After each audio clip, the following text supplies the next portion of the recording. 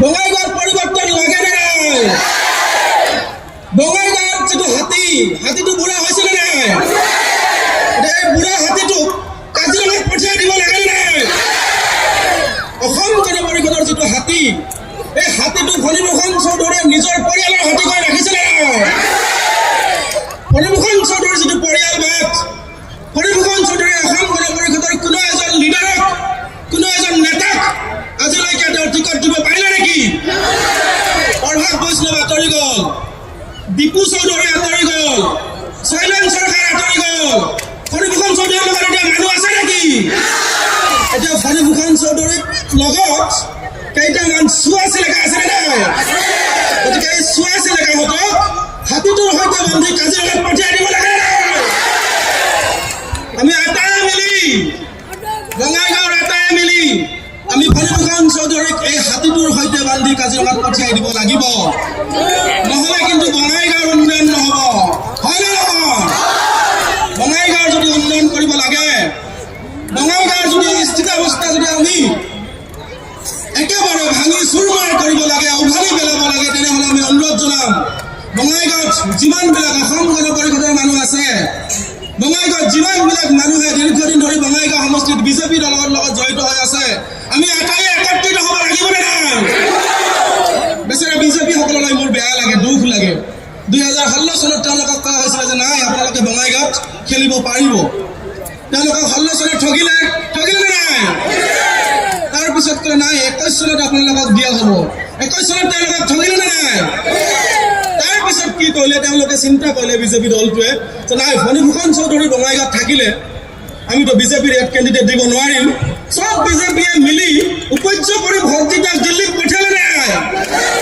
পঠিয়াৰ পিছত চিন্তা কৰিছিলে এইবাৰ উপ নিৰ্বাচন হ'ব, নিশ্চয় নিজৰ দলৰ কোনোবা বিজেপি দলৰ মানুহে ইয়াত ইলেকশ্যন খেলিব পাৰিব।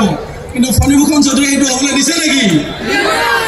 26ৰ নিৰ্বাচন আহিল, 26ৰ নিৰ্বাচনত কান্দি কাটি আকৌ তেওঁৰ ঘৈণীয়েকৰ নামত টিকেট লৈছে নে নাই? গতিকে বিজেপি দলৰ এই যিবিলাক কৰ্মকৰ্তা, আমি তেওঁলোকক অনুৰোধ জনাম যে আপোনালোকে এইবাৰ পৰিৱৰ্তনৰ স্বাৰ্থত সকলো বাদ দি আমাৰ মৰমৰ মাটিৰ মানুহ হয় নে নহয়? গিৰিশ দা গাঁৱৰ মানুহ হয় নে নহয়? গিৰিশ দাৰ ঘৰত ডাঙৰ গেট আছে নেকি? এনেকুৱা ডাঙৰ গেট থকা মানুহক ভোটটো নিদিব। এই যে ডাঙৰ ডাঙৰ গেট, ডাঙৰ ডাঙৰ বিলাতী কুকুৰ মানুহৰ ঘৰত থাকিলে আমি সোমাবলৈ ভয় খাওঁ নে নাই?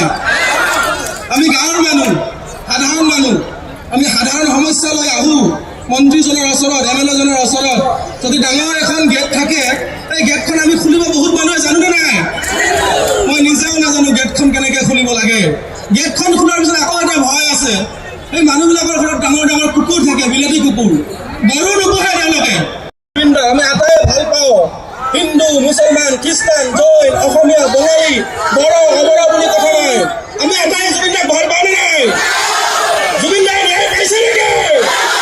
জুবিন দাক ন্যায় দিব লাগিব নে নাই? আৰু যদি জুবিন দাক ন্যায় দিব লাগে, তেনেহ'লে কিন্তু এইবাৰ পৰিৱৰ্তন কৰিব লাগিব অসমত। লাগিব নে নাই পৰিৱৰ্তন কৰিবলৈ? 6 মাহত ডাঙৰ ডাঙৰ বিল্ডিং বনাব পাৰে, 6 মাহত ডাঙৰ ডাঙৰ অভাৰব্ৰিজ বনাব পাৰে। 6 মাহত কিন্তু জুবিন দাৰ ক্ষেত্ৰত বাউণ্ডাৰী ৱালটোকে তেওঁলোকে আজিলৈকে দিব নোৱাৰিলে। কিয়? কাৰণ জুবিন দাক তেওঁলোকে ভাল নাপায়। জুবিন দাই মানুহক ভাল পোৱাৰ কথা কৈছিলে নে নাই? আৰু হিমন্ত বিশ্ব শৰ্মাই মানুহক মাৰিম কাটিম বুলি কয়। জুবিন দাই গান গোৱা পইচা ৰাইজৰ মাজত বিলাই দিয়ে নে নাই? আৰু হিমন্ত বিশ্ব শৰ্মাই কমিশ্যনৰ পইচাৰে বাগান কিনে ঘৈণীয়েকৰ নামত। কিনিছে নে নাই? ডাঙৰ ডাঙৰ ফেক্টৰী কিনিছে নে নাই? জুবিন দাই পশু পক্ষী প্ৰকৃতিক ভাল পোৱা কথা কয়। হিমন্ত বিশ্ব শৰ্মাই মানুহৰ মানুহৰ ভাঙি দিব খোজে নে নাই? হিমন্ত বিশ্ব শৰ্মাই যদি মানুহৰ ঘৰ ভাঙি দিয়া কথা কয়, জুবিন গাৰ্গে কিন্তু মানুহৰ ঘৰ বনাই দিয়া কথা কয় নে নাই? গতিকে দুটা বিপৰীত মেৰুত থকা মানুহ, যাৰ কাৰণে আজিলৈকে জুবিন দাই ন্যায় পোৱা নাই। আমি তেনেকৈয়ে ভাবোঁ, হয় নে নহয়? আমি যদি বিচাৰোঁ যে অসমখনত পৰিৱৰ্তন হ'ব লাগে, অসমত সকলো মানুহ শান্তিৰে বসবাস কৰি থাকিব লাগে, হিন্দু, মুছলমান, খ্ৰীষ্টান, জৈন, অসমীয়া, বেংগলী, আমি আটাই মিলিজুলি এখন সমৃদ্ধিশালী অসম, সম্পদশালী অসম যদি আমি কৰিব লাগে, তেনেহ'লে কিন্তু এইবাৰ অসমত পৰিৱৰ্তন লাগিব নে নাই? ইতিমধ্যে উজনি অসমৰ জনতাই কিন্তু সিদ্ধান্ত লৈ পেলাইছে। ইতিমধ্যে উজনি অসমৰ জনতাই সিদ্ধান্ত লৈ পেলাইছে যে উজনি অসমৰ পৰা বিজেপিক পুলিয়ে বেখাই উৎখাত কৰা হ'ব।